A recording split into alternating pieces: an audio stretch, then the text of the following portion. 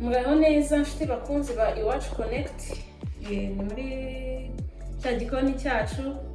Turatangira tubifuriza Noheli nziza.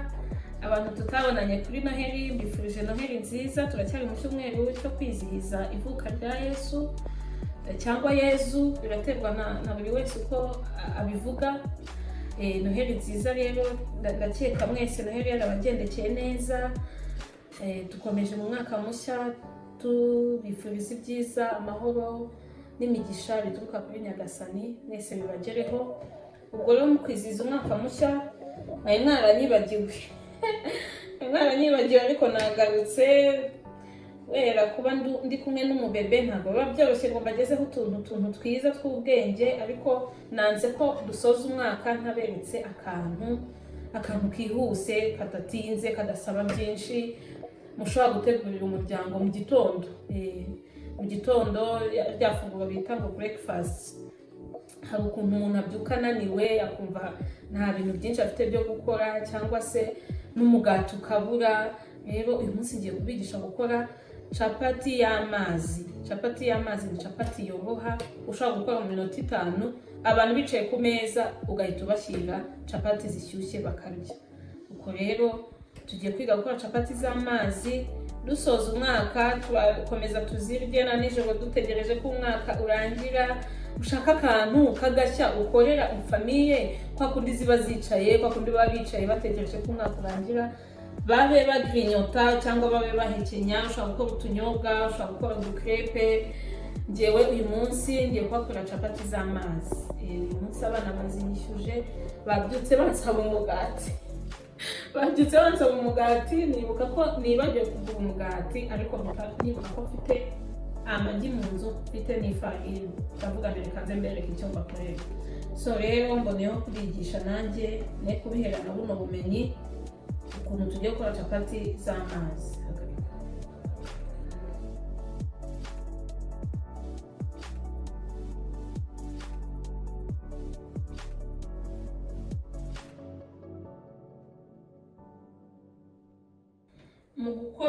Mu gukora rero capati z'amazi hari ibikoresho dukenera by'ibanze bitari byinshi. Nta mata dukenera, nta za blue band, nta usibye ifarini, amagi n'amazi n'igitunguru. Byonyine nibyo dukenera gukoresha. Hano dufite amazi, urabyumva nyine ni capati z'amazi. Hano dufite ifarine yacu. Wakoresha iyo ufite yose, wakoresha imwe bagura ku biro. Ngiye nkoresha iyi yazamu kuko niyo mfite mu nzu, ariko n'indi ufite wayikoresha. Hano mfite amagi mu nzu. Ni byiza korora na amagi y'inkoko zacu tworoye, nabyo tuzabibagezaho nkuko tugenda tubagezaho inkwavu. Dufite n'amagi z'inkoko zacu tworoye, yego. Hanyuma mbashishikariza n'ubworozi, murabona ko bufasha. Hano dufite igitunguru cy'umutuku, tukagira na puwaro ngizi nabikase duto twose, nadukase duto. Tukagira hano n'umunyu, akunyu gakeya. Uyu wose sindi buwukoreshe nuko nawushyize hano kugira ngo mubereke. Dufite na tungurusumu, ngizi tungurusumu mu tunete 3 gusa, nitwo ndi bukoreshe, ntabwo bisaba tungurusumu nyinshi. Ndadukata duto natwo nze kutuvangamo. Hano dufite amavuta, nayo turaza gukoresha amavuta. Wakoresha ayo yose ufite, njyewe n'aya ngaya mfite, nawe wakoresha ayo usanzwe ukoresha mu rugo bitewe n'ayo mukunda. Hano mfite igisorori, mfite umutozo wo kuza kuvangisha ibyo ngiye gukora. Igisorori nicyo ndibuze kuvangiramo. Tukagira hano n'ipanu. Iyi ni ipanu turi buze gukoreraho. Ipanu making ashobora ko ufite ipanu nziza. Iyi panu ijya intekera neza nk'inshiririzi. Hano dufite uburoso. Uburoso nshishikaza umugore wese kubugira mu gikoni, burafasha. Ni uburoso bugura 500. Ni bwa bundi abubatsi bakoresha basiga irangi. Ariko buriya n'ibiryo ukenera ikirungo nk'uko inzu isigwa. n'ibiryo hari ibyo ukenera ibyo gusiga utiriwe ubishyira mu isafuriya ukabisiga gusa. Aka karosoro karafasha cyane. Ndaza kwereka icyo ngakoresha.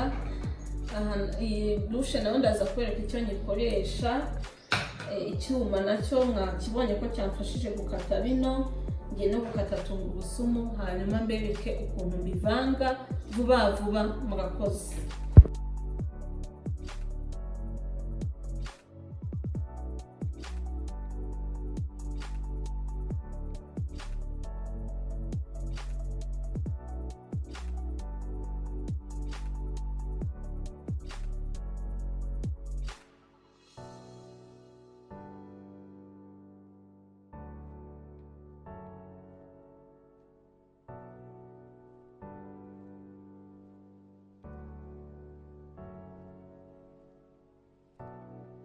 Za ingredients zacu banjijemo ka gatungurusumu nakase, ndashyiramo bya bitunguru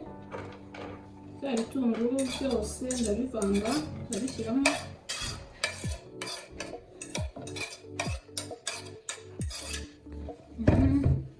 Ndabona ko bibi. Noneho ndangiza ndashyiramo amagi.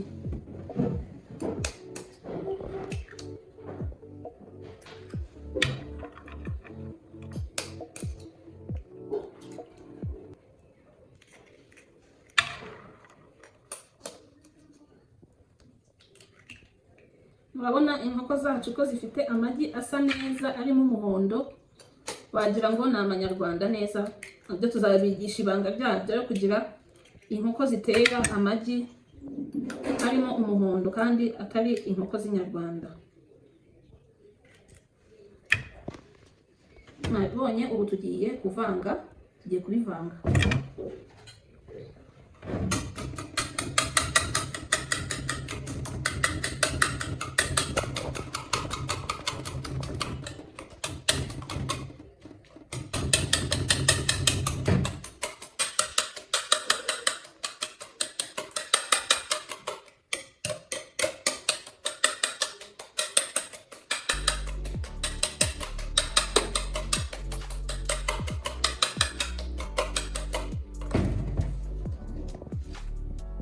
Tugiye gushyiramo umunyu.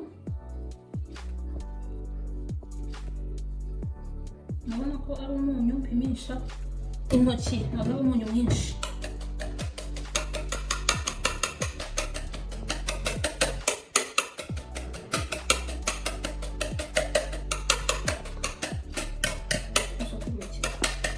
Ubu tugiye gukurikizaho indi gahunda y'amazi. Ngaya y'amazi niyo tugiye gushyiramo. Turashyiramo amazi make kuko mu ducapati two mu rugo gusa nshaka gukora, ntabwo ari iz'ubucuruzi cyangwa se ngo ni abashyitsi. Ni ibyo mu rugo gusa nshaka gukora, niyo mpamvu mbikore dukeya.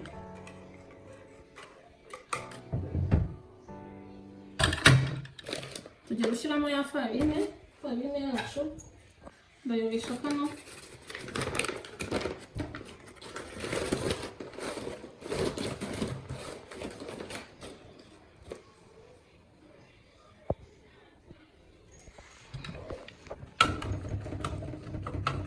Yewe ngenda nshiramo mvanga, ibyo byiza kugira ngo umenye igikondo cyawe uko kimeze.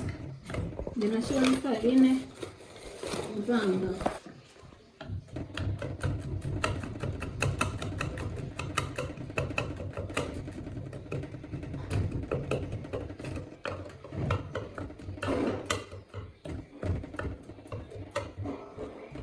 Capati z'amazi rero ntabwo zisaba gukora igikondo gifashe nka kimwe cya capati zisanzwe. Umuntu akora igikondo kimeze nk'icya crepe. Niba muzi igikondo cya crepe, na capati z'amazi rero nicyo gikondo ukora. Ni igikondo kiba cyoroshye kimeze nk'igikoma. Igikoma cya kindi baha ababebe kiba gifashemo, nicyo gikondo ukorera capati y'amazi. Ntabwo bisaba cya gikondo gikomeye gisaba imbaraga cy'imigati. Oya, bisaba igikondo cyorohereye.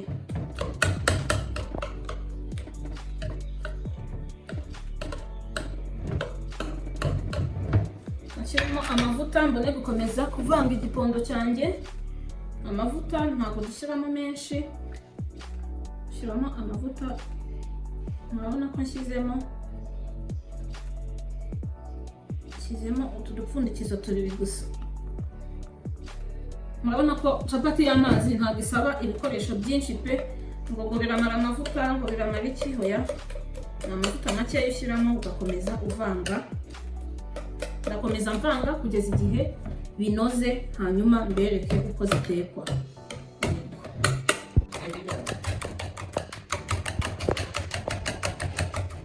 Murabona ko igipondo cyacu kimeze neza, cyanoze, ifarine yanoze. Ubu twararangiriza hano igipondo, tugiye gushyira ipanu yacu ku ziko. Bwa buroso ngiki icyo mbukoresha ni ugusiga ipanu ikaboberaho amavuta impande zose, bituma icyo dukora bidashirira, bikaba bifite isuku.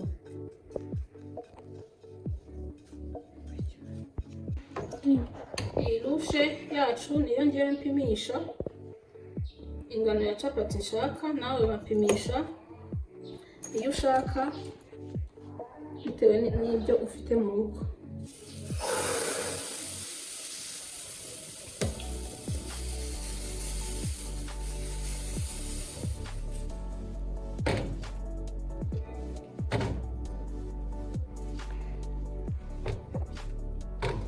Yego turindira akanya gato kugira ngo hasi hashye. Urabona ko ujyana capati ikagenda, mwabibonye. Ingano yacu ni nziza, twa tuvuta twayisize nta kindi dusiga. Urabona ko nta mavuta ifite, nta mavuta menshi birimo, usibye twa tuvuta twashyizemo tuvanga n'utundi twasize ku ipanu kugira ngo itaza gushirira. Turaza guhinduriza no hejuru rero kugira ngo naho hashye, hanyuma bibe birarangiye. Tujye kugabura, dukore vuba vuba tubone icyo kugaburira abategereje. Urabona ko no hejuru hari ukuntu hagenda humuka, ariko ntabwo hashya neza tudahindurije hasi.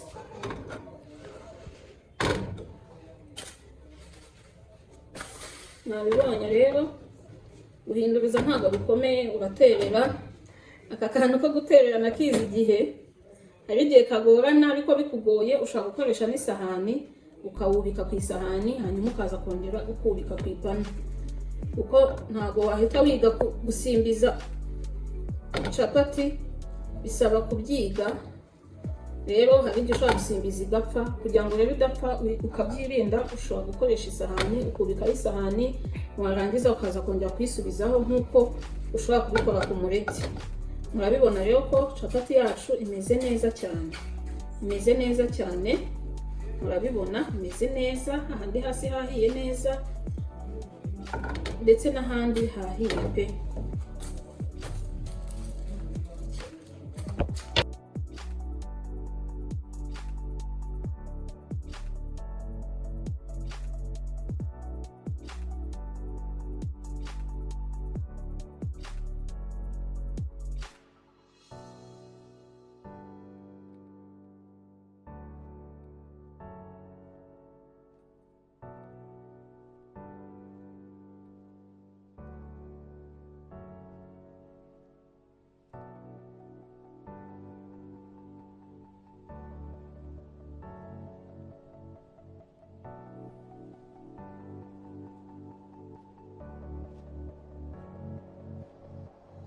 Capati y'amazi. Bibutsa abantu batadukurikira ko tukunda kugira ibiganiro byinshi, ntimwibagirwe gukora subscribe, like, comment, mukatubwira akantu mwifuza ko tubigisha guteka. Akantu kose mwumva mwadusaba kubigisha guteka, mwatubwira. Turi hano ku bwanyu, kandi tubikora twishimye, tunezerewe, kugira ngo njyewe papasi yanjye ni ukwigisha umugore guteka. Umugore mwiza arangwa no kumenya guteka, agateka amafunguro aryoshye, aryoheye abo mu rugo, aryoheye umutware, aryoheye abana ndetse n'abashyitsi bagusuye bakarya ibintu biryoshye ku buryo bifuza kugaruka mu rugo.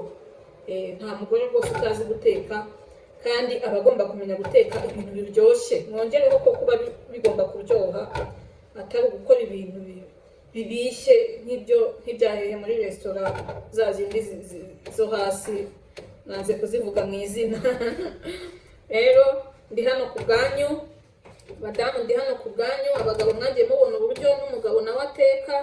Bose turi hano guteza umuryango imbere mu buryo bwose bushoboka, uburyo bwo korora, uburyo bwo guteka, uburyo bwo guhinga, mbega nta kintu tutabereka.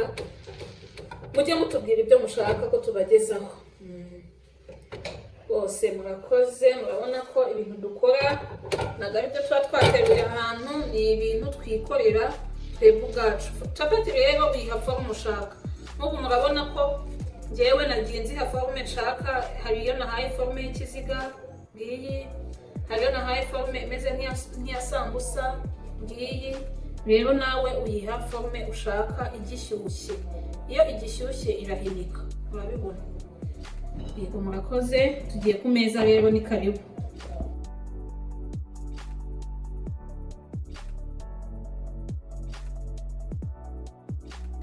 Rero capati zacu uyu munsi turazifatisha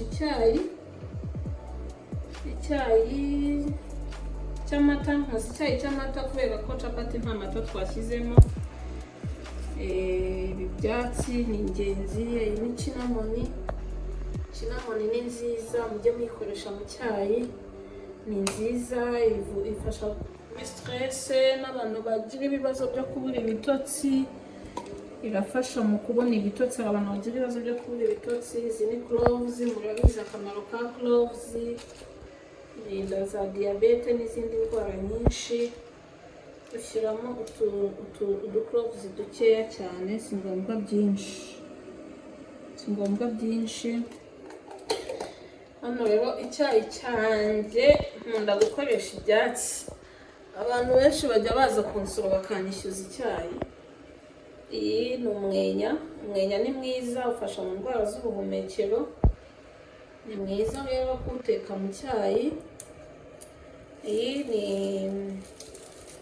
mucayicayi, mwese murabuzi, ariko mucayicayi kuwuteka kugira ngo rero uhumure. Abantu bajya bavuga ngo bajya bateka mucayicayi ngo ikanga guhumura mu cyayi cyangwa se ntibayumve. Urabanza ugasa n'uyivuguta, nibwo ikora neza. Aha dufite teyi, dufite na kateyi. Ibi birungo byose ndabyihingira mu rugo iwanjye mu karima k'igikoni. Yego, hari n'akatsi nari namaze kugashiramo, sinzi ko hari agasigaye hano. Hari akatsi nashyizemo ngaka, ariko utundi twinshi nadushyizemo. Bakita minti. Minti ni keza cyane abantu bashaka kugabanya ibiro, abantu bashaka kugabanya ibinure. Ka minti kabibafashamo, gahumuza neza mu kanwa, kanafasha kugabanya ibinure. Nari nashyizemo twinshi. Nayo nguko rero, aka ni akari gaciyeho. Capati zo twazize, ubundi guteka icyayi ngo ngaburire abo mu rugo breakfast yuzuye imeze neza. Icyayi cyanjye nkunda no kugitekana isukari. Mujye mutekana icyayi isukari itetse ni nziza kuruta isukari irungiye. Murakoze, mugire ibihe byiza, mukomeze munogerwe no kwitegura umwaka mushya, mutegura amafunguro neza, mutegura mu mitima neza. Twabonye ko hari akavido mperutse kubona kayisheja ari kuvuga ko dutegura iby'iterambere, ariko ntabwo tujya dutegura mu mitima yacu. Tujye dutegura imitima yacu, dutegure n'imibiri yacu, turebe ko hari ibyo twasiba, turebe ko hari ibyo twakongera kugira ngo umwaka utaha ugende neza. Murakoze cyane.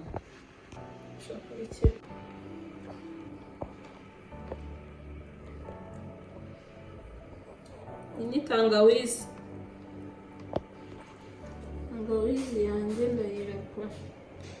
Urabona ko ari icyayi kiba cyuzuye pe, kiba cyuzuje ubuziranenge n'ibisabwa byose.